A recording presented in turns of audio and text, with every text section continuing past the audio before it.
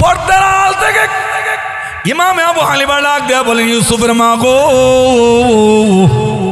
তোমার বাচ্চাকে তুমি দুপার কাজের ট্রেনিং দেওয়ার জন্য পাঠিয়েছো। আমি দেখছি তোমার ছেলের কপালের মধ্যে কোরআন ও হাদিসের ইলমের নূরের বাতি জ্বলছে। তোমার ছেলের কপালে ইলমে নববীর নূর চমকায়। ওখান থেকে এনে তোমার ছেলেকে মাদ্রাসায় ভর্তি করো।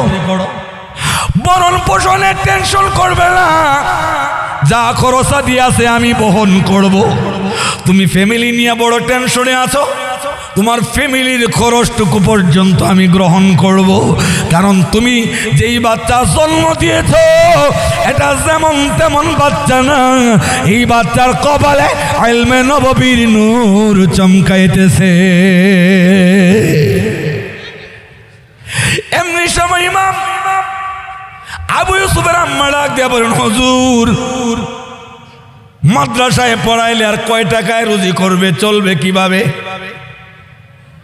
আমার দেশে আমি নাই, আমি অজে বুড়া হয়ে গেছি, কাজকর্ম তেমন করতে পারি না। মাদ্রাসায় পড়াইলে সে নিজের পেটে পালবে কিভাবে? এমনি সময় ইমাম আবু হানিফা ডাক দিয়ে বলেন, ইউসুফের মা গো, ইউসুফকে নিয়ে টেনশন করার দরকার নেই। আমি আবু হানিফা বলছি, তোমার ছেলে যদি হাফেজ হয়, আলেম হয়, ভাত কাপড়ের অভাব পড়বে না। মহান আল্লাহ তার মৃত্যুর আগ পর্যন্ত দামি পেস্তা বাদামের হালুয়া খাওয়াইয়া বাঁচাবে। সুবহানাল্লাহ বলবেন না? তোমার ছেলের ভাতে কাপড়ের অভাব হবে না, মরণ পর্যন্ত দামি পেস্তা বাদামের হালুয়া খাইয়া জীবন গঠন করবে। এক কেজি পেস্তা বাদাম 2200 টাকা। কত? আর যত হাই কোয়ালিটির চাইল আছে, চাউল 400 টাকা কেজির উপরে চাউল নাই। কথা কোন ঠিক নেই? তাহলে 400 টাকা কেজির চাউল খাইতো না, দামি পেস্তা বাদামের হালুয়া খাইতে খাইতে তোমার ছেলে কবরে যাবে। ভাত কাপড়ের টেনশন করো না। মহিলারা কিন্তু এমনই হয়, মহল্লার মহিলারা এমন কয়, মোল্লা বানাইলে কয় টাকা বেতন পাইব, চলতে পারতো না, খাইতে পারতো না, এমন বদা কি দালিয়া ঘুরে না হুজুর। কিন্তু আসলে মন না, ইজ্জত কেমনে দেয় বুঝেন, শুরু হইল মাত্র।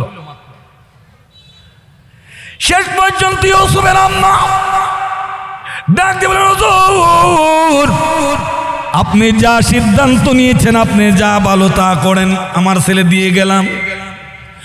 অল্প দিনের মধ্যে 7 বছরের ছেলে হাফেজ কোরআন হয়ে গেলেন, যুগ শ্রেষ্ঠ একজন বিজ্ঞ আলেমে দিন হয়ে গেলেন। ছেলের বয়স মাত্র 14। কত? 7 বছরে শুরু করছে, 14 বছরে উস্তাদ। এখানে সময় পাইছে কতদিন? তাইলে কেমন মাথা? 7 বছরে কি চূড়ান্ত পর্যায়ে পৌঁছা যায়? কথা বলে না। 7 বছর সময় দিলে তৎকালীন যুগের শ্রেষ্ঠ হাফেজ হলেন, আলেম হলেন, এত বেশি মেধাবী তুকুর শিক্ষিত হলেন। তখন তো আর মোবাইল ইন্টারনেট ছিল না, তৎকালীন যুগে তিনি ভাইরাল হয়ে গেলেন। এর সংবাদ পৌঁছে গেছে তৎকালীন যুগের বাদশাহ হারুন রশিদের কানে। হারুন রশিদ ছিলেন মুসলমান এবং ইসলামী মাইন্ডের বাদশাহ। সুবহানাল্লাহ। ওনার কানে যখন খবর পৌঁছেছে যুগ শ্রেষ্ঠ একজন বড় আলেমের আবির্ভাব হয়েছে, ফারেগ হয়েছে, উনি সাথে সাথে কয়েকজন প্রতিনিধি পাঠাইলেন। পাঠায় বললেন, হুজুরের কাছে গিয়ে আমার সালাম জানাবা এবং প্রস্তাব দিবা। ওনার যেন একটা প্রস্তাব, সেই প্রস্তাবটা হলো আমার রাজার যে আমার রাজ্য প্রাসাদ আছে, এখানে একটা কাজীউল কুজাত অর্থাৎ প্রধান বিচারপতির পোস্ট খালি, এই পোস্টে ওনাকে নিয়োগ দেওয়া হইল। সুবহানাল্লাহ বলবেন না? বাদশাহ প্রতিনিধি দিয়ে অফার পাঠাইছে, ওনাকে প্রধান বিচারপতির পোস্ট নিয়োগ দেওয়া হলো, উনি যেন আসেন। চাকরি ওনার বাড়ির। সুবহানাল্লাহ কইতেন না? আসিল কি কিছুদিন আগে? বুঝলে গেছেন? মাত্র 7 বছর আগে কি আসিল? ফুটপাতের সন্তান। কথা বলেন ঠিক না? ঠিক না? ইজ্জত সম্মান কিচ্ছু ছিল না। ইলম শিখছে, এখন দেখতে থাকেন কদ্দুর যায়। বাদশাহ প্রস্তাব দিলেন, প্রতিনিধিদের প্রস্তাব শুনে তিনি বলেন, হে বাদশার প্রতিনিধিরা, বাদশাহ হারুন রশিদকে গিয়ে বলবে আমার পক্ষে চাকরি করা সম্ভব না, আমি পারবো না। সুবহানাল্লাহ। আর আমরা এখন সরকারি চাকরির একটা কৌটা যদি পাই, স্বর্ণের হরিণ মনে করিয়া বাড়ি ঘর দোকানপাট সব বেচা ঘুষের বস্তা লইয়া গিয়ে হইল দেখি একটা সরকারি চাকরি আপনি ডুবতারি, কথা কোন ঠিক নেই। আর ওনার কাছে সরকারি এত বড় পোস্ট, প্রধান বিচারপতি একটা রাষ্ট্রের, এটা কি খামখেয়ালি মনে করেন? চারটিখানি কথা, এত বড় পোস্ট উনি প্রত্যাখ্যান করলেন এবং বললেন ভাই আসছেন ঠিক, বাদশাকে গিয়ে আমার সালাম জানান, উল্টা সালাম জানান, ফাকাত সালাম। ওনারে সালাম জানায় বললেন আমি আবু ইউসুফ এই চাকরি করব না। বয়স কত বাচ্চার? জুড়ে কন। তার দাপটটা দেখছেন নি? বাদশার প্রস্তাব প্রত্যাখ্যান করছে, বুকের বাড়া শক্ত হলে, ইমানি জজবা থাকলে, কথা কোন ঠিক ঠিক না। খলিফাতুল মুসলিমিন ওমর রাদিয়াল্লাহু আনহু ডাক দেয়া বলেন ওমর রে, বসে বসে আর কতদিন খাবা? যাও রাখালগিরির জন্য চলে যাও, উটের রাখাল। বাবার ফরমান অনুপাতে তিনি উটের রাখালের দায়িত্ব নিলেন। উটের রাখালের দায়িত্ব চলাকালীন প্রচন্ড রৌদ্র, তিনি কোথাও কোনো গাছগাছালির ছায়া দেখছেন না। রৌদ্রের তাপ সহ্য করতে না পেরে তিনি উটের নিচে এসে বসলেন। কিন্তু উটের যখন নিম্নচাপ দেখা দিল, উট তখন আস্তে আস্তে লেদা এবং সেনা দুটোই শুরু করছে। বুঝছেন না মনে হয়? উটের নিচে যখন গেছে উটের নিম্নচাপ, আমরা যেমন পেট ওয়াশ করতে হয়, খালি করতে হয়, তাদেরও তো ওয়াশ করতে হয়, কথা কোনটা গেল? উটে লেদা দিল, উঠে প্রস্রাব করে দেয়। প্রথমত উটের বিষ্ঠাগুলো তার মাথা বরাবর চড়াইয়া বললে, পাশাপাশি যখন উট প্রস্রাব করে দেয় ইডি গলে তার সমস্ত শরীর ভরে যায় বিশ্রী অবস্থায়। এই অবস্থায় যখন তিনি বাড়িতে গেলেন, ওনার আব্বা ডাক দিয়া বলেন রে ওমর, তোমার এই অবস্থা কেন? উনি ডাক দিয়ে বলেন আব্বা আমার পক্ষে রাখালি করা সম্ভব না। প্রচন্ড রৌদ্রে তাপ সহ্য করতে না পেরে উটের নিচে গিয়েছিলাম যেন আমার শরীরের মধ্যে রৌদ্রের তাপটা একটু কম লাগে। কিন্তু আপনি দেখেন উট লেদা আছে না, কি করছে আমারে? ওনার আব্বা কয় তোর মাথা কি এর দুরাক্কল হইল না যেটা নিচে গেলে প্রস্রাব পায়খানা করে ভরে লইতে পারে? হাই রে হারে লাম্বো, আমরা এমন সময় ছেলে মেয়েরা অনেক সময় বকা দিই না, তুই যে লম্বা উমর, তুই সংসার চালাবে কি করে, ফ্যামিলি চালাবে কি করে? সে উমর রাদিয়াল্লাহু আনহু খালি ফ্যামিলি চালাইছে না রাষ্ট্র চালাইছে? জুরে কান।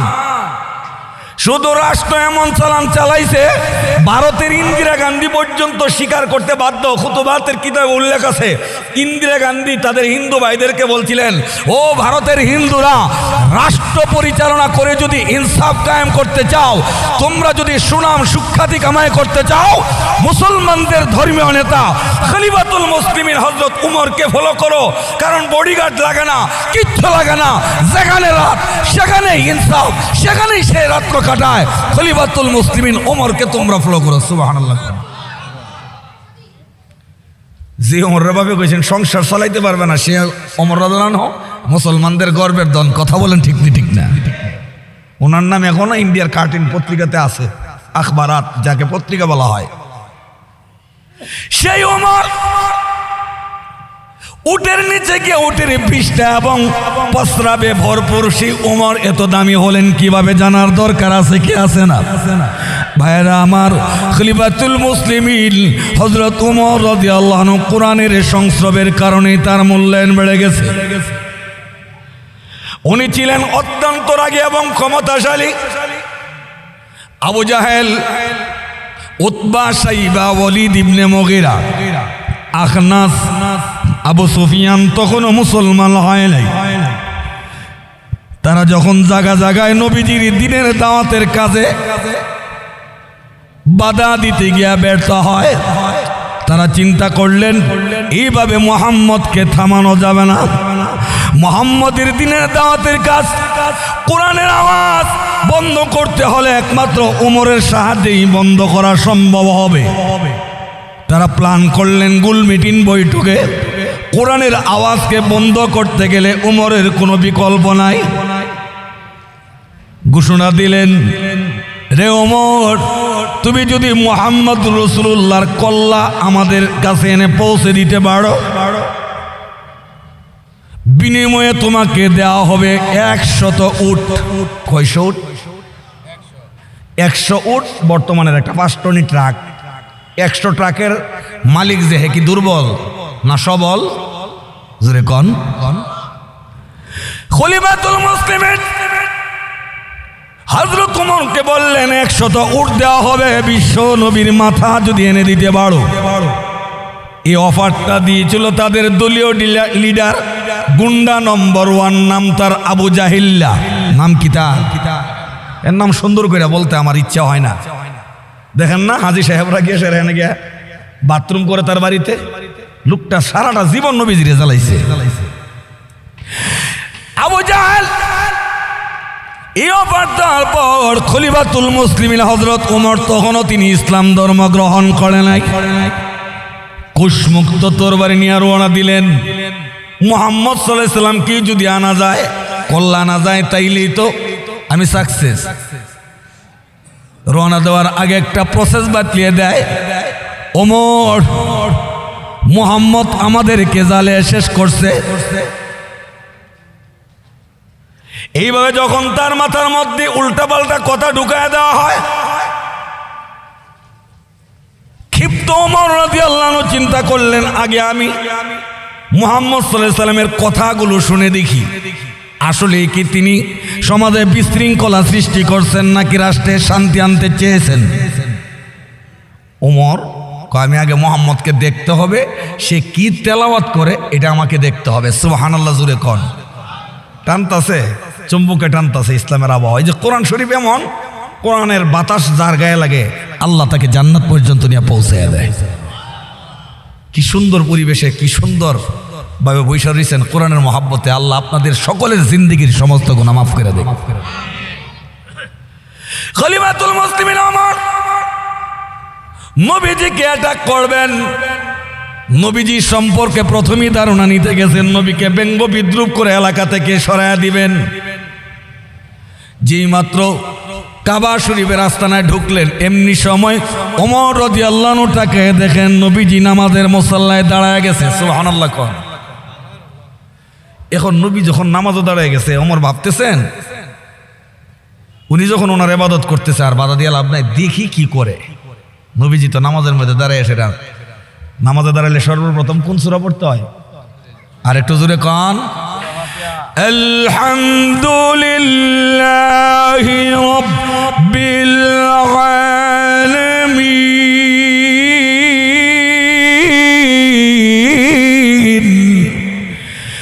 আর রহমানির রহিম মালিকি ইয়াউমিদ্দিন।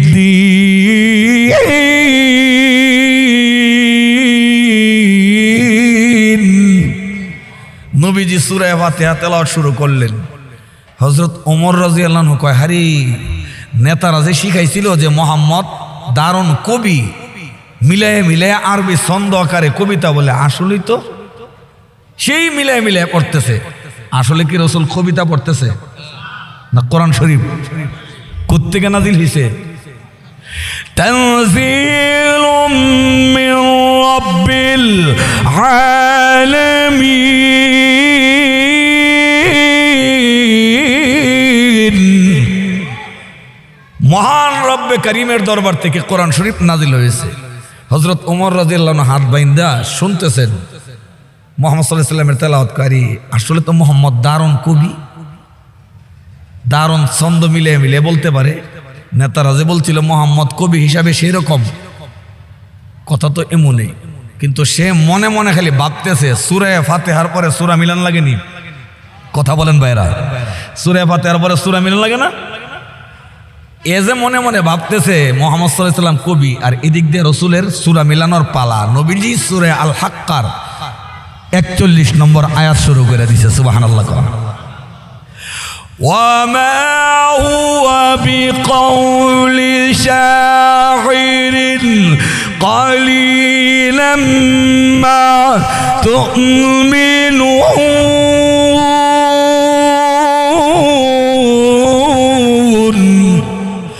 আল্লাহ নবী বিশ্ব নবী তেলাওয়াত করেন, অর্থ হলো মা হুয়া বিকাউলি শাইরিন। মুহাম্মদ সাল্লাল্লাহু আলাইহি সাল্লাম যা তেলাওয়াত করেন এগুলো কোনো কবির কবিতা না, এগুলো হলো মিন জানিবিল্লাহ, এগুলো হলো কাউলিল্লাহ, এগুলো আল্লাহর তরফ থেকে এসেছেন। আল্লাহর কথাগুলো এগুলো কোনোদিনও কোনো কবি সাহিত্যিকের পংক্তি নয়, ছন্দ নয়। সুবহানাল্লাহ জোরে কন। হযরত উমর কয়, আমি যে তারে মনে মনে কবি বলতেছি, সে জানলো কিভাবে? আশ্চর্যের ব্যাপার না? নবীজিকে আসলে তার কথার জবাব নিজস্ব জাইনা দিছে নাকি আয়াত তেলাওয়াত করতেছে? ওমা হুয়া বিকাউলি শাইরিন, রাসূল শায়ের না। শায়ের মানে বাংলাতে কবি। কবি বাংলাতে, রাসূল কি কবি ছিলেন? কবিতা বলা, গান বলা, এগুলো ইত্যাদি, এগুলো কিন্তু যারা ভারসাম্য ব্যক্তি, বয়োজ্যেষ্ঠ মুরব্বী, এদের দ্বারা কিন্তু গান, গজল, কবিতা আবৃত্তি এটা মানায় না। এটি উঠতি বয়সের যুব সমাজ, ছোট শ্রেণী, ওদের জন্য মানানসই। নবীজি গান গাইব, গজল গাইব, এটা কি হয়? কথা গান। নবীজি কোন সময় কবিতা বলেন নাই। ওমা হুয়া বিকাউলি শাইরিন, রাসূল যা তেলাওয়াত করতেছেন এগুলো কোনো কবির কবিতা নয়। আর রাসূলকে আল্লাহ কবিতা শিক্ষা দেয় না। এটার আরেক আয়াত আছে, কইতাম নি, সূরা ইয়াসিনে আল্লাহ বলেন, ওয়ামা আল্লামনাহু শি'রা ওয়ামা ইয়ানবাগি লাহু ইল হুয়া ইল্লা যিকরুন ওয়া কুরআনুম মুবিন। ওয়ামা আল্লামনাহু শি'রা, রাসূলকে আমি কবিতা শিক্ষা দেই নাই। ওয়ামা ইয়ানবাগি লাহু, এবং কবিতা আবৃত্তি করা নবীজির মানের সাথে, শানের সাথে মানায় না, যায় না। কথা কোন ঠিক? আল্লাহ নবী বিশ্ব নবী এই আয়াত যখন পড়তে লাগলেন, ওমর রাদিয়াল্লাহু আনহুর কল্পনা হতে লাগলেন, আমাকে যে নেতারা শিখিয়ে দিয়েছিলেন মুহাম্মদ কবির পাশাপাশি দারুণ একজন গণক বা জ্যোতিষ, সে মানুষের অন্তরের কল্পনাগুলো বলে দিতে পারে। যেমন আমাদের দেশের মধ্যে আছে, এগুলোকে বলা হয় মনোবিজ্ঞান। কথা কোন ঠিক নেই? আপনার বডি ল্যাঙ্গুয়েজ, বডির অবস্থাটা দেখে অনেকে ধারণা করবেন যে তার ভিতরে এই এই কথাগুলো ঘুরতেছে। কথা বলেন ঠিক নেই? হযরত ওমর আশ্চর্যান্বিত হয়ে গেলেন, আমি যে তাকে কবি বলে ধারণা করি সে কিভাবে বুঝে ফেললো? সে তো বলতেছে ওমা হুয়া বিকাউলি শাইরিন কালিলাম মা তুমিনুন। এটা কিভাবে হয়? আসলে যে বলেছিল মুহাম্মদ একজন গণক, এটা 100% সত্য। গণক না হলে সে আমার ভিতরের কথা জানলো কিভাবে? এই কল্পনাটা করতে দেরি, এমনি সময় সূরা আল হাক্কার 42 নম্বর আয়াতে কারিমা তিনি তেলাওয়াত শুরু করে দিলেন। ওমা হুয়া বিকাউলি শাইরিন কালিলাম মা তুমিনুন, এই আয়াতের পরের আয়াতটা। তাহলে কি বেশিক্ষণ সময়ের গ্যাপ না? সাথে সাথেই কথা বলেন। উনি তেলাওয়াত করতেছেন, ওয়ালা বিকাউলি কাহিনিন কালিলাম মা তাযাক্কারুন।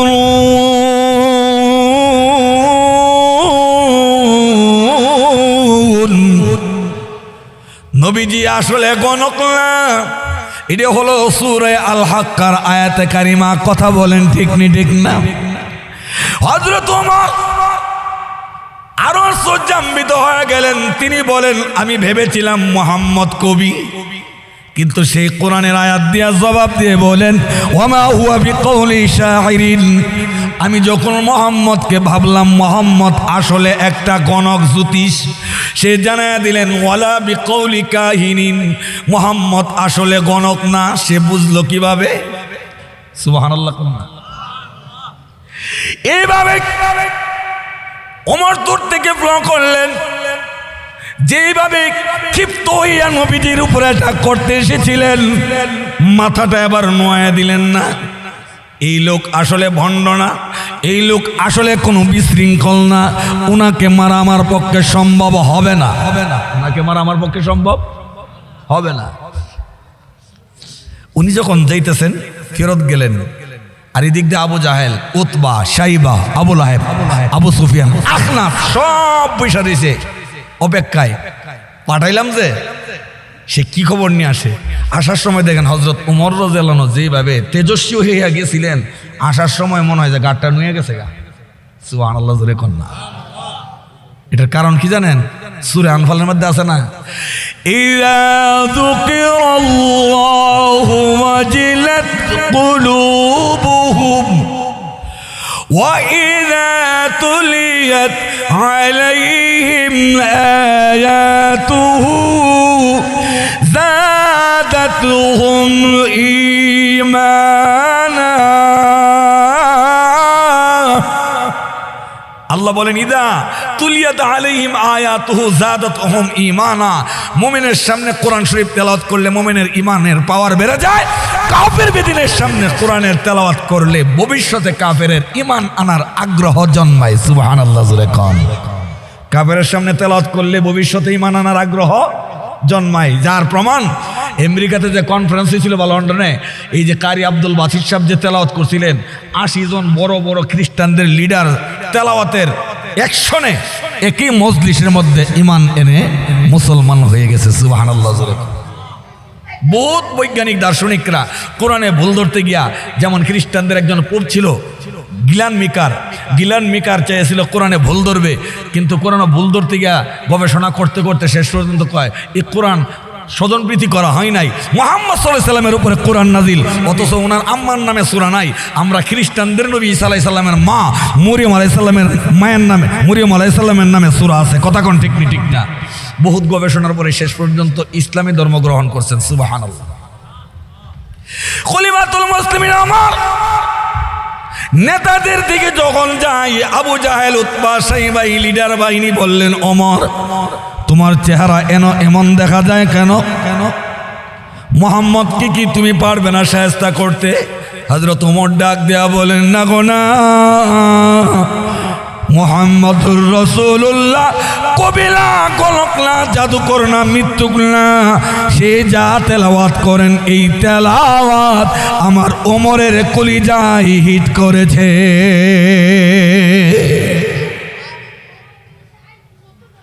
এবার ভাবলো কি করা যায়, যে কোনো মূল্যে ওমরকে আনতে হবে। যদি ওমরকে প্রেসার দেওয়া হয় তাইলে কিন্তু অবস্থা খারাপ। উমর যদি আমাদের দল থেকে ছুটে যায় আমরা পারবো না। হযরত ওমর রাদিয়াল্লাহু আনহুকে সান্ত্বনা দিলেন। কিছুদিন যাবার পর আবার খেপিয়ে তুললেন, ওমর তোমাকে যা চাও তাই দেওয়া হবে, বিনিময়ে মুহাম্মদুর রাসূলুল্লাহর মাথা চাই। কিছুদিন পরে রাঙ্গা তলোয়ার নিয়ে যখন রওনা দিলেন রসুলের কল্যাণতে, পথের মধ্যে গিয়ে দেখ খাটো একজন সাহাবী, তার নাম সাঈদ। নাম কি? সাঈদ রাদিয়াল্লাহু আনহু। তার আত্মীয়ই লাগে। সাঈদ রাদিয়াল্লাহু আনহু ওমরের হাতে কুশমুক্ত তরবারি দিকে, ওমর কোথায় যাও? মুহাম্মদ রাসূলুল্লাহর কল্যাণতে যাই। হে ওমর, আমার নবীজির নাম সম্মানের সাথে উচ্চারণ করতে হবে, উল্টা পাল্টা ভাবে উচ্চারণ করলে চলবে না। তুমি আমার রসুলের কল্যাণতে যাইবা, সর্বপ্রথম তুমি ওমরের কল্লাকে গর্দান থেকে আলাদা করে দিব। সুবহানাল্লাহ জোরে কোন। ছোট্ট এক বেড়া, বাইটা বেড়া, কারণ রসুলের নাম ইজ্জতের সাথে নিও, নাইলে তোমার গর্দান আমি উড়াই দিব। ওমর কই, তোর তো সাহস কম না রে, তোর জান্ডা বাচ্ছে, যেহেতু তুই আমার আত্মীয় লাগস। উমরের সামনে হুমকি দিয়ে কথা বলবে এমন ব্যক্তি তখনও ছিল না। কথা কোন ঠিক না? কিন্তু সাঈদ বললেন, আমি পারলাম, তুমি রসুলের কল্যাণতে যাও, খবর নাই তোমার ঘরের মধ্যে ইসলাম ঢুকে বেরিয়েছে। সুবহানাল্লাহ জোরে কোন। হযরত ওমর রাদিয়াল্লাহু আনহু কি, তোমার বোন মুসলমান হয়ে গেছে। অনেক লম্বা ইতিহাস, এগুলো বলতে গেলে কিচ্ছা ইতিহাস বলতে গেলে অনেক লম্বা হবে, আমি শর্ট করতেছি। ঘরে গেলেন গিয়া যেখানে গুনগুন শব্দ শোনেন, আগেও কোরআন শরীফ শোনার পরে হযরত ওমরের মন নরম হয়েছিল নি? কথা বলেন না কেন? ব্যাটারি তো একেবারে ফুল খাইল হয়ে গেছে কেনা, কিছু তো চার্জ আছে। আগে যা শুনছে কিছু চার্জ আছে না, এই চার্জে বাড়ি মারছে। সুবহানাল্লাহ কোন। আরিবেতে শুনতে লাগলেন, মজুই তো লাগে। প্রথম দরজায় আঘাত করলেন, দরজা খোল। বোনের নাম ফাতেমা বিনতে খাত্তাব। বললেন কে? আমি ওমর। দরজা খোলার পরে বাস ভিতরে ঢুকলেন, ঢুকে কতক্ষণ মারপিট করলেন, অনেক লম্বা ইতিহাস, অনেক কিচ্ছা কাহিনী আছে। উনি বললেন, আমার রক্ত তুমি ঝরাইলা, তুমি যেমন ওমর খাত্তাবের ছেলে, আমিও কিন্তু খাত্তাবের মেয়ে। হুমকার দিলেন, তুই ইমান ছাড়ব না। মারপিট খাইলো, শেষ পর্যন্ত নতি স্বীকার করে কি জানি গুনগুন গুনগুন পড়তেছিলি? আমি কোরআন শরীফের আয়াত পড়তেছিলাম।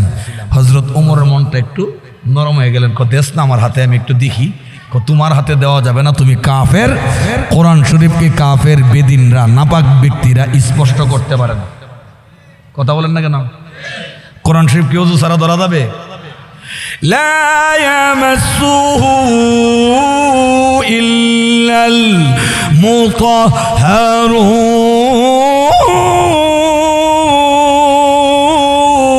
মুতাহহারুন, লা ইয়ামাসসুহু ইল্লাল মুতাহহারুন।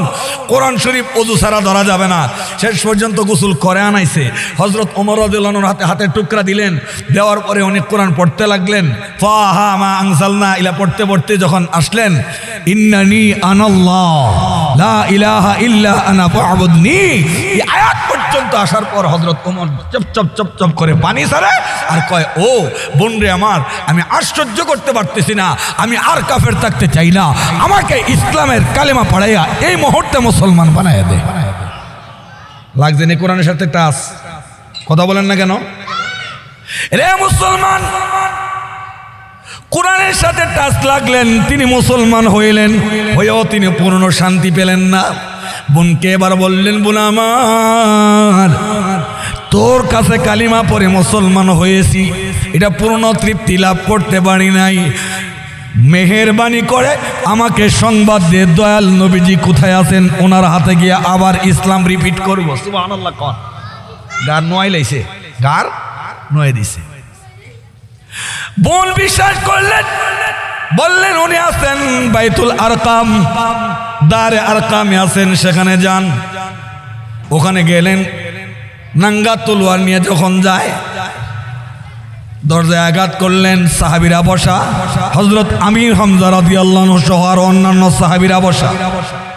জিজ্ঞেস করলেন কে? বাহির থেকে বললেন আমি ওমর। সাহাবীদের মধ্যে ফিসফিসানি শুরু হয়, ভাবলেন আরে ওমর যখন আসছে না জানি কত বড় একটা ঘটনা ঘটে যায়। এমনি সময় ওনাদের মধ্য থেকে হযরত আমির হামজা রাদিয়াল্লাহু আনহু দাঁড়ায় গেলেন।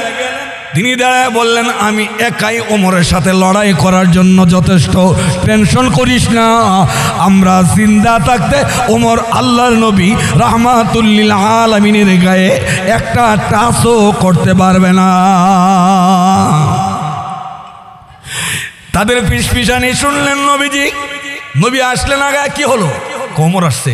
নবীজি তো হাসি দিয়ে দিছে। সুবহানাল্লাহ।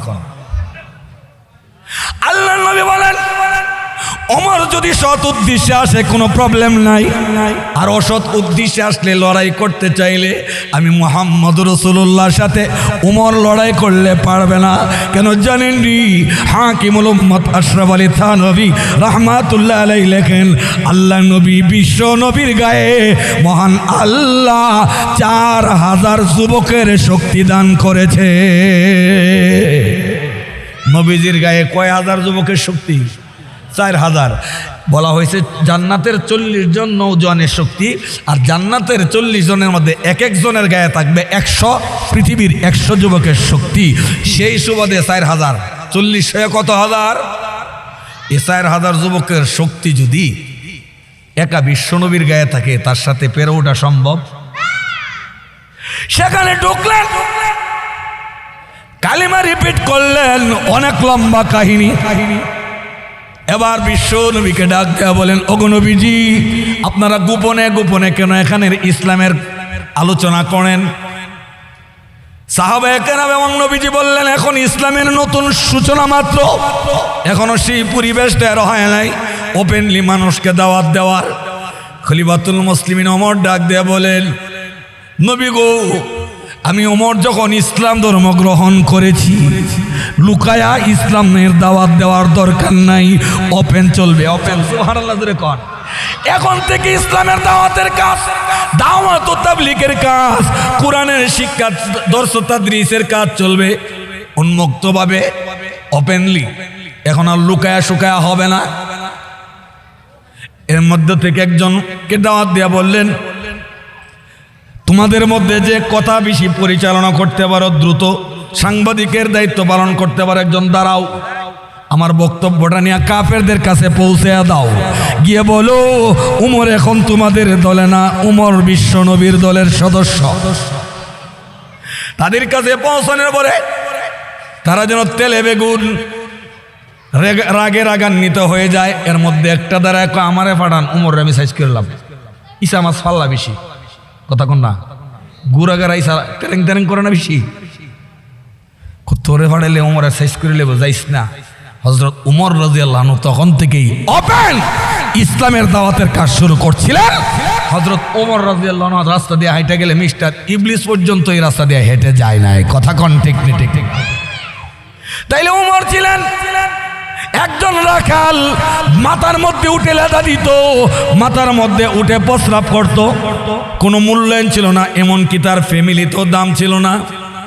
রাগ ছিল, ক্ষমতা ছিল, অর্থের জোর ছিল বটে, কিন্তু ইজ্জত বলতে কিচ্ছু ছিল না।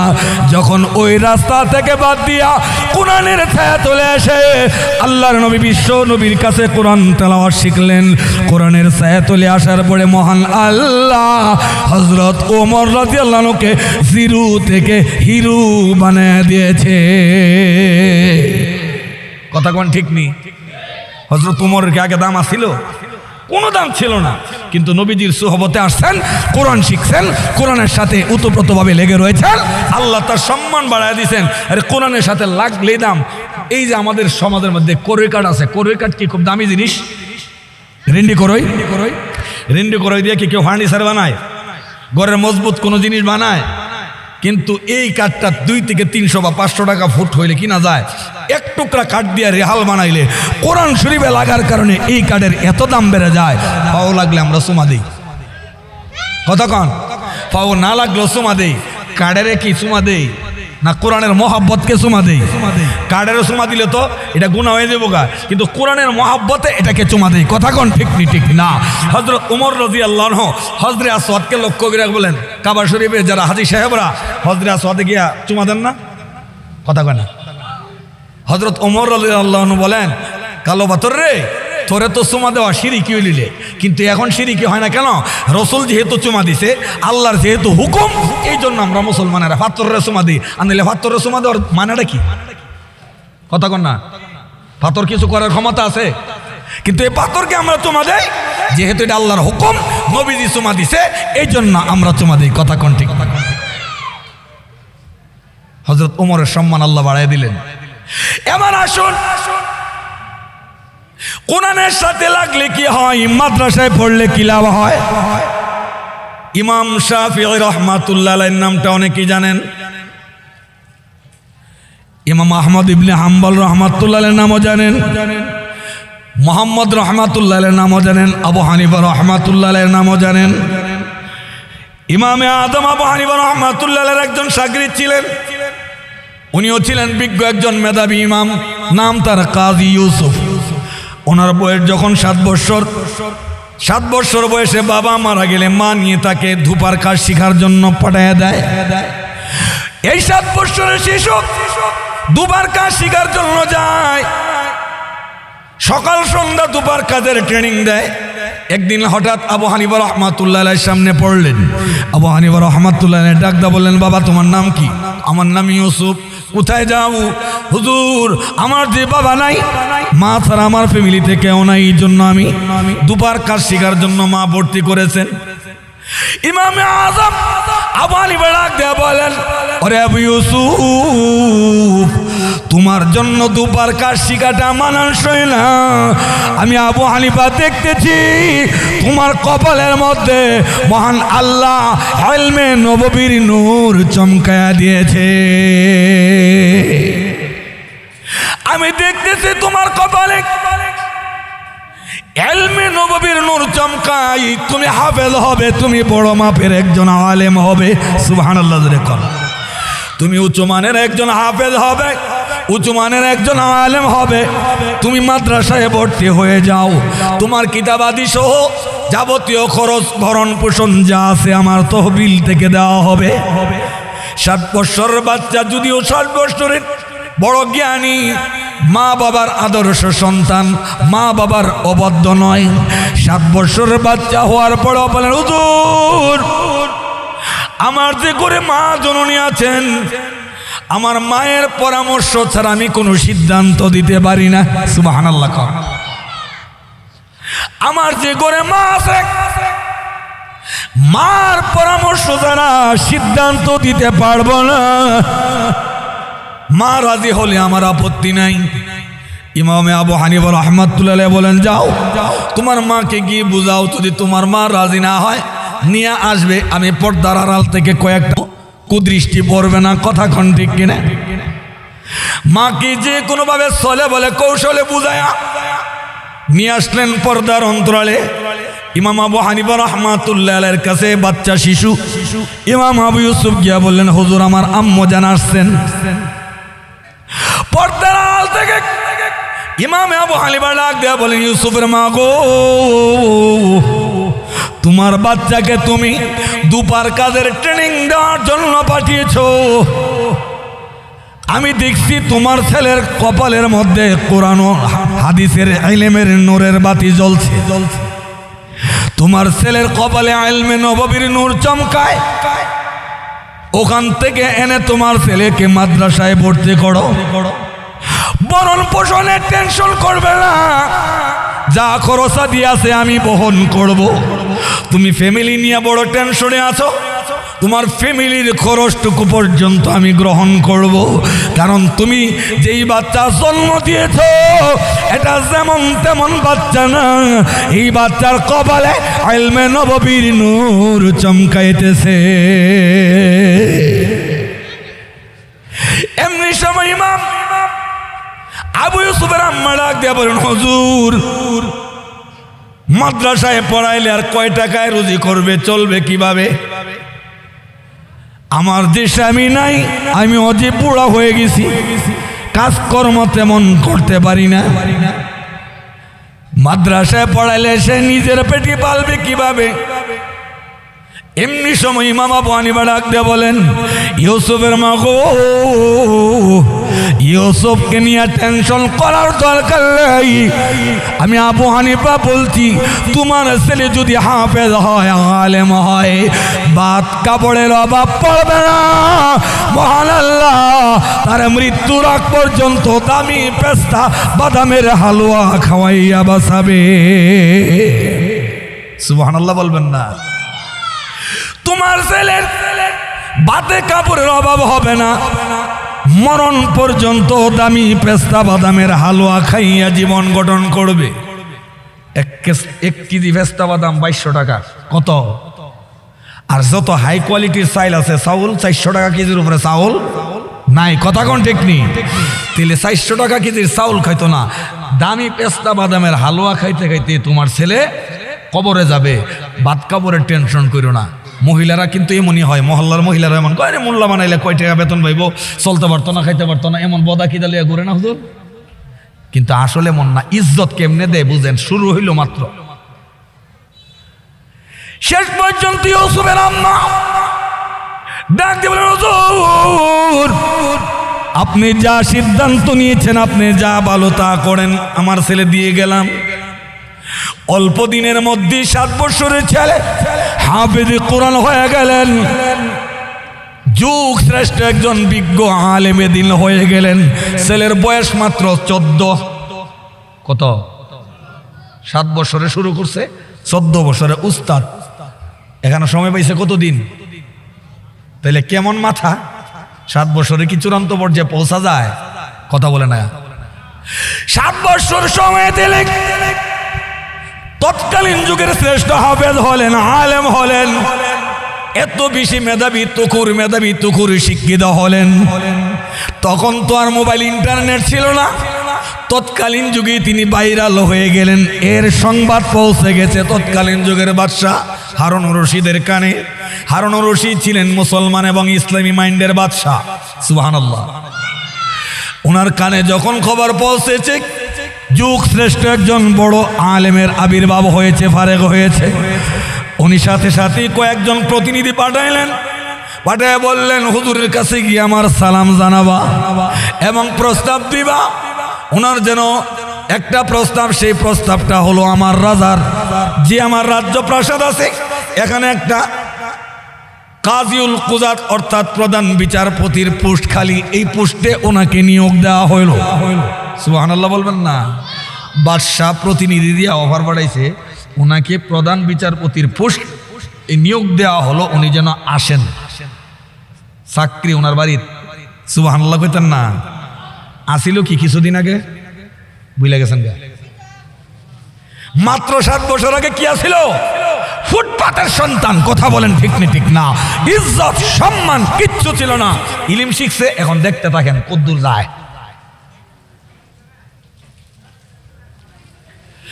বাদশাহ প্রস্তাব দিলেন, প্রতিনিধিদের প্রস্তাব শুনে তিনি বলেন, হে বাদশার প্রতিনিধিরা, বাদশাহ হারুন রশিদকে গিয়ে বলবে আমার পক্ষে চাকরি করা সম্ভব না, আমি পারবো না। সুবহানাল্লাহ। আর আমরা এখন সরকারি চাকরির একটা কৌটা যদি পাই, স্বর্ণের হরিণ মনে করিয়া বাড়ি ঘর দোকানপাট সব বেচা ঘুষের বস্তা লইয়া গিয়ে হইল, দেখি একটা সরকারি চাকরি আপনি ডুবতারি। কথা কোন ঠিক নেই? আর ওনার কাছে সরকারি এত বড় পোস্ট, প্রধান বিচারপতি একটা রাষ্ট্রের, এটা কি খামখেয়ালি মনে করেন? চারটিখানি কথা, এত বড় পোস্ট উনি প্রত্যাখ্যান করলেন এবং বললেন, ভাই আসছেন ঠিক, বাদশাকে গিয়ে আমার সালাম জানান, উল্টা সালাম জানান, ফাকাত সালাম। ওনারে সালাম জানায় বললেন, আমি আবু ইউসুফ এই চাকরি করব না। বয়স কত বাচ্চার? জুড়ে কন। তার দাপটটা দেখছেন নি? বাদশার প্রস্তাব প্রত্যাখ্যান করছে, বুকের বাড়া শক্ত হলে, ইমানি জজবা থাকলে। কথা কন ঠিক ঠিক না? প্রতিনিধিগণ চলে গেলেন, বাদশাহ হারুন রশিদ অপেক্ষায় রইলেন প্রতিনিধিরা কি জবাব নিয়ে আসেন। দেখেন তাদের চেহারাটা ফ্যাকাশে। ডাক দিলেন, কি খবর নিয়ে আসছো? প্রতিনিধিরা ডাক দিয়ে বলেন, ও বাদশাহ সালামত, আপনার অফার তার কাছে আমরা উপস্থাপন করেছিলাম, তিনি বললেন মাফসা এই চাকরি তিনি করবেন না, অনুরোধ জানিয়েছেন আপনাকে যেন সালাম জানাই, উনি এই চাকরি করবেন না। বাদশাহ কয়, মনে হয় উনি যে এত বড় আলেম, নায়েবে নবী, ওয়ারাসাতুল আম্বিয়া, তার শান মান রক্ষা করে মনে হয় তার সাথে তোরা কথা কইতে পারছিস না। কেস ধরে লাইছে। কথা কোন ঠিক নেই? আমার মনে হয় মাওলানা ইউসুফের কাছে গিয়ে তোরা মনে হয় সুন্দরভাবে কথা উপস্থাপন করতে পারিসনি, তোদের দ্বারা কাল হবে না, আমি নিজেই যাব। বাদশা নিজেই সিংহাসন থেকে উঠে মাওলানা আবু ইউসুফ রহমাতুল্লাহের দরবারে হাজির। গিয়ে বসলেন কেমনে? নামাজের মধ্যে যেভাবে আমরা বসি, তাশাহুদের সূরতে হাঁটু গেড়ে বসে একদম অনগত ছাত্রের ন্যায় বসলেন। এডি হইল বাদশাহ, দিনদার বাদশাহ। কথা কোন ঠিক নেই? আর আমগো দেশের বাদশাহ আম করে ফিডায়, জেল পরে গাদি হতারে বাইরে মামলার বস্তা একটা তাবিজ গলাত লটকাই দেয়। আমরা নায়েবে নবী, কি সম্মান! বাদশাহ হারুন রশিদ একজন আলেম প্রিয় ছিলেন, দিনদার ছিলেন। ওনার আম্মা যেন একদিন ডাক দিয়ে বলেন, রে বাদশাহ হারুন রশিদ, তুই তোরে আমি দেখতে পাই বৎসরে আলেমদের 3 বার বেতন বৃদ্ধি করিস, কারণ কি? কয়বার? আমগো দেশ আলেমের বেতন 3 বার বাড়ে না, পুলিশ, র্যাব আর মেয়েরার বেতন 3 বার বাড়ে, কিন্তু মোল্লার বেতন বাড়ে না। কথা বলেন না কি লিখে ভাই? যে বেতনে ঢুকাইছেন মনে করে হ্যাঁ রে আল্লাহ মানুষ, এত বেতন করেন কি লিখে, টেহা করেন কি লিখে, আল্লাহ মানুষ। মানে হুজুরে টেহা চাইলে হুজুরে বাতাস খেয়ে বাঁচত। পাবলিকের টেহার জরুরত, মোল্লা বেড়ার টেহার জরুরত নাই। আপনার দোকানে টাকা ছাড়া কিছু দিবেন, মুসুরির ডাইল চাউল, তে বেড়ার টেহার দরকার নাই। বাদশাহ হারুন রশিদের মা যখন বলেন, হারুন তুই বৎসরে 3 বার কেন আলেমদের বেতন বাড়াস? হারুন রশিদ জবাব দেয়া বলেন, ওগো মা, আলেমরা হলো এই জগতের স্তম্ভ বা খুঁটি। আলেম যদি না থাকে গো, সাবআ সামাওয়াতিন তিবাকা, সাত আসমানের কোনোটাই স্থির থাকবে না। এই জন্য আলেমদের সম্মান বেশি, তাদের সম্মানার্থে আমি তাদের 3 বার বেতন বৃদ্ধি করি। জোরে সোরে কোন সুবহানাল্লাহ। তাহলে আলেমদের প্রেম বাদশাহ হারুন রশিদের হৃদয়ে ছিল কি ছিল না? এই বাদশাহ সেই বাদশাহ হারুন রশিদ আবু ইউসুফ রাহমাতুল্লাহর কাছে নতজানু হয়ে বৈশা একদম অনগত ছাত্রের ন্যায় নরম সুরে বলতেছেন, ওগো হুজুর, আমি হারুন রশিদ আপনার দরবারে হাজির। আপনি অনুমতি দিলে আমি 2টা কথা বলতাম। বাদশাহ অনুমতি চা মোল্লা বেড়ার কাছে, আর আমরা হন মোল্লা বেড়া গিয়া বইয়া তখন লাগে নেতার লগে কথা কইবার লেগে দরজার ডাক দিলেও বাইরো না। দুনিয়াটা তেমন হয়ে গেছে, কথা কোন ঠিক নেই। হারুন রশিদ যখন পারমিশন কামনা করলেন, বড় আকুতি মিনতি বিনয়ের সাথে যখন বললেন, হুজুর আপনি যদি পারমিশন দেন আমি 2-4টা কথা বলতাম আপনার সাথে। 14 বৎসরের শিশু বাচ্চা, এখনো গুফও জ্বালাইছে না, দাড়িও জ্বালাইছে না, কথা কোন ঠিক নেই। 15 বছর লাগে সাবালক হইতে, বেটা সাবালক হইছে না বলতে গেলে, বাচ্চা। কি সম্মান! ইমাম আবু ইউসুফ বললেন, বলুন। অনুমতি দেওয়া হলো। বাদশাহ হারুন রশিদ বললেন, হুজুর আমার প্রস্তাব হলো আল্লাহর ওয়াস্তে মুসলমানদের স্বার্থে। বেশ দিছে, দেখেন কেমনে বেশ, যে রাস্তার পথিক তাকে সেইভাবে আটকাইতে হয়। কথা কোন ঠিক নি? ঠিক নি।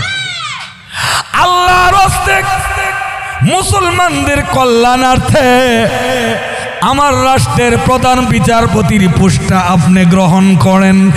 এই আসনে বসার মতন যোগ্য লোকের অভাব, আল্লাহ আপনাকে সেই যোগ্য বানিয়েছেন। মেহেরবানি করে এই প্রস্তাবটা গ্রহণ করেন। বিনিময় হলো আল্লাহর হস্তে মুসলমানদের কল্যাণার্থে। সুবহানাল্লাহ জোরে কন। যখন বলছে আল্লাহর হস্তে মুসলমানদের কল্যাণার্থে, এখানে কি আর প্রত্যাখ্যান করার সুযোগ আছে? এই ঘটনাটা বলার মানে কি? ছিলেন তিনি 0 ফুটপাতের সন্তান, ইলম শিখার কারণে তার সম্মানের অবস্থাটা দেখেন। বাদশাহ পর্যন্ত তার সাথে কথা বলতে গেলে অনুমতি নিয়ে, কথা কোন ঠিক কি ঠিক না? এটা কি ব্যক্তির ইজ্জত না ইলমের দ্বারা? হারুন রশিদ প্রস্তাব দেওয়ার পর তিনি প্রস্তাব গ্রহণ করলেন, রাজপ্রাসাদে চলে গেলেন। 14 বৎসরের মাওলানা ইউসুফ সিংহাসনের ডান পাশের সিংহাসনে তার স্থান, বাম পাশে বসেন বাদশাহ হারুন রশিদ। রাষ্ট্রীয় কোনো আইন কানুন খসড়া লেখে সর্বপ্রথম উনাকে দেখাতেন। কাগজে কলমে বাদশাহ হলেন বাদশাহ হারুন রশিদ, আর আইন কানুনের ক্ষমতার বাদশাহ হলেন 14 বছরের বালক ইউসুফ। কথা কোন ঠিক ঠিক না? বাদশাহ হারুন রশিদ আইন কানুনের, রাষ্ট্রীয় আইন কানুনের খসড়াগুলো এনে আকুতি মিনতি করে বলতেন, হুজুর দেখেন কোন আইনটা কোরআন ভিত্তিক, কোন আইনটা নবীজির শরীয়তের সাংঘর্ষিক হয় না।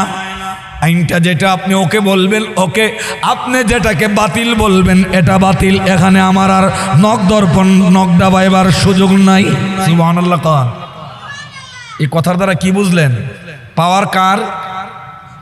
জোরে বলেন। বাদশাহ হারুন রশিদের কথা মতো আইন কানুন চললেন।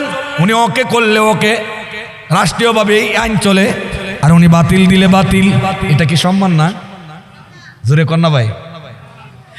এইভাবে কিছুদিন চলার পরে বাদশাহ হারুন রশিদ আরেকদিন হাত জোর করে হুজুরের সামনে, একদম নত অনগত্য ছাত্র নেই, বসে বললেন, হুজুর আমি আপনার কাছে একটা প্রস্তাব করতে চাই, অনুমতি দিলে প্রস্তাব আপনার সামনে উপস্থাপন করব,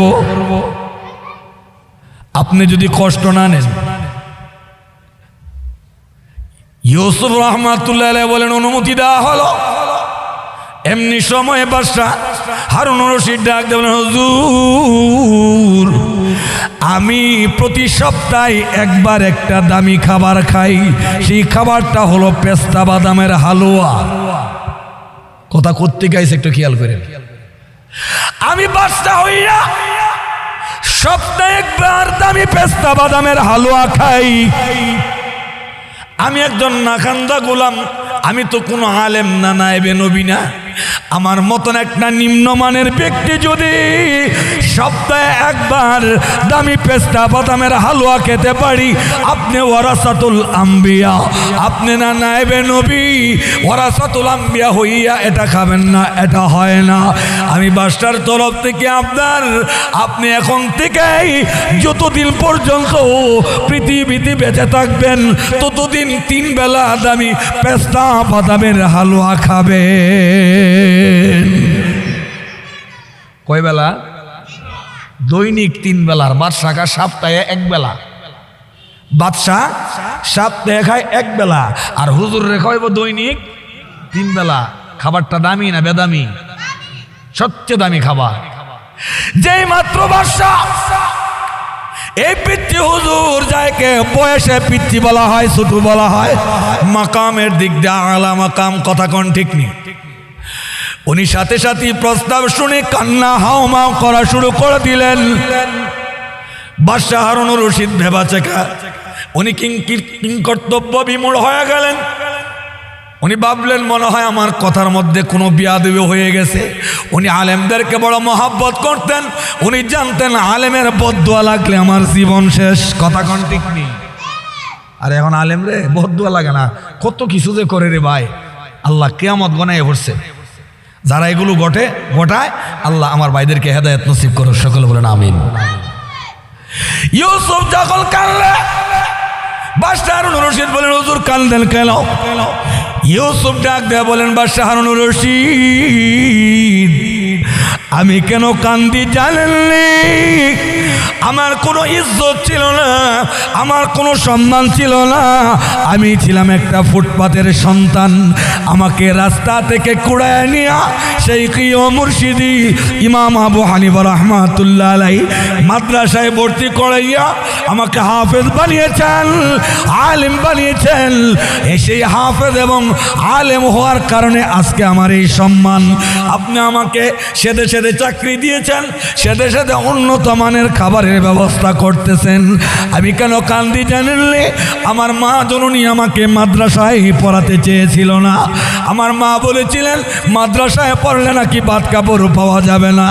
আমার উস্তাদজি তখন বলেছিলেন, ইউসুফের মা গো, তোমার সন্তান নিয়ে টেনশন করো না, তোমার সন্তান যদি আলেম হয় মহান আল্লাহ মরণের আগ পর্যন্ত দামি পেস্তা বাদামের হালুয়া খাওয়াইয়া বাঁচাবে। ওই কথাটা আমার মনে পড়ে গেছে। কিন্তু আজকে যে আমার এত ইজ্জত, আমার যে এত সম্মান, আমার মা তো দুনিয়াতে নাই। আমার মা যে আমার এই সুখটা দেখে যেতে পারলেন না, আমার মা যে আমার এই ইজ্জতটুকু দেখতে পারলেন না, এটার জন্য আমার দিলে ব্যথা লাগছে। আমার এই ইউসুফ ফুটপাতের সন্তান ছিলেন, মাদ্রাসায় পড়লেন, কোরআন পড়লেন, হাদিস পড়লেন, শেষ পর্যন্ত আল্লাহ তাকে আলা মাকামে পৌঁছিয়ে দিয়েছেন। মাদ্রাসায় পড়লে কেউ ঠকে না, রিজিকের মালিক রাজ্জাক, কথা কোন ঠিক নি ঠিক না? পড়াইবেন সন্তানদেরকে, পড়াইলে লাভ কি জানেন? দুনিয়াতে হয়তো টাকা একটু কম গুনবেন, কিন্তু মরার পরে আপনার মাথায় স্বর্ণের মুকুট পরাইয়ে দিব। আর একটু জোরে কন, স্বর্ণের মুকুট যখন পরাইয়ে দিবেন, বাবা মা বল আল্লাহকে ডাক দেয়া বলবেন, প্রভু গো আমাদের কেন এত সম্মান? আমরা না জাহান্নামে ছিলাম? তখন জবাব আসবে, বিআখযি ওয়ালাদিকুমাল কুরআন, তোমরা যে পৃথিবীতে তোমাদের সন্তানদেরকে কোরআনওয়ালা বানিয়েছো, হাদিসওয়ালা বানিয়েছো, ইসলামী শিক্ষা দিয়ে আদর্শ সন্তান হিসাবে গড়ে তুলেছো, ওই সুন্দর কাদের খাতিরে আমি আল্লাহ তোমাদের মাথায় নূরের মুকুট পড়া দিলাম। লাভ না ক্ষতি? এবার আসুন আরো কত কিছু লাভ। মাদ্রাসায় পড়ুয়া ছাত্র যখন রাস্তা দিয়া বের হয়, মিশকাত শরীফের হাদিস, আল্লাহর নবী বলেন ওয়া ইন্নাল মালাইকাতা লাতাদউ আজনিহাতাহা রিদান লিতালিবিল ইলমি।